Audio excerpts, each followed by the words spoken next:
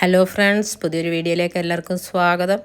അടിപൊളി ഒരു പീനട്ട് ചട്നി ഇന്ന് നമുക്ക് തയ്യാറാക്കാം. ഇഡലിക്കും ദോശയ്ക്കും ഒക്കെ കൂടെ കഴിക്കാൻ വളരെ നല്ലതാണ്.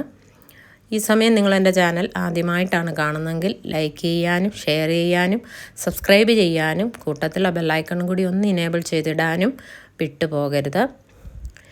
നമുക്കിത് തയ്യാറാക്കി തുടങ്ങാം. അതിനുവേണ്ടി ഒരു പാൻ അടുപ്പത്ത് വെച്ച് എണ്ണ ചൂടായി വരുന്ന സമയം അതിലേക്ക് എരിക്ക് ആവശ്യമായ 4 പച്ചമുളകും അല്പം കറിവേപ്പിലയും ഇട്ട് നന്നായിട്ടൊന്ന് വഴറ്റിയെടുക്കണം.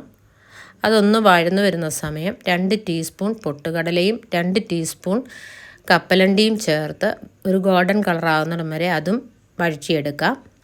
പിന്നെ ഒരു മിക്സിയുടെ ജാറിലേക്ക് ഈ വറുത്തതെല്ലാം കൂടി ചേർത്ത് അരക്കപ്പ് തേങ്ങയും ചെറിയ കഷ്ണം ഇഞ്ചിയും ഒരു ചെറിയ കഷ്ണം പുളി, വാളൻ പുളിയും ആവശ്യത്തിനുള്ള ഉപ്പും കുറച്ച് വെള്ളവും ചേർത്ത് അരച്ചതിലേക്ക് ഒരല്പം മല്ലിയില കൂടി ചേർത്ത് ഒന്നുകൂടി ഒന്ന് ബ്ലെൻഡ് ചെയ്തെടുത്തതിലേക്ക് കടുക് വറുത്ത് ചേർക്കാം. കടുക് വറുക്കുന്നതിന് വേണ്ടി വറ്റൽമുളക്, കറിവേപ്പില, കടുക്,